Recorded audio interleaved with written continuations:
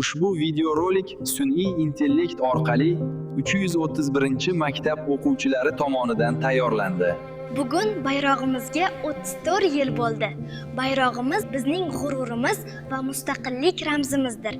O'zbekiston bayrog'idagi ko'k rang osmonimiz musaffoligi va tinchlik ramzidir. Yashil rang tabiat, hayot va yurtimizning yangilanishini anglatadi.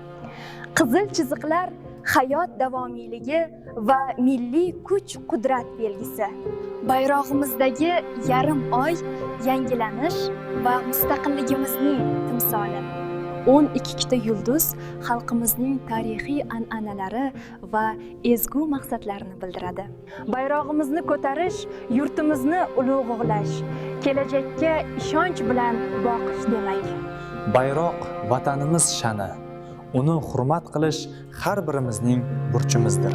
Biz O'zbekiston farzandlari bayrog'imizni baland ko'tarib, uni har doim ardoqlaymiz.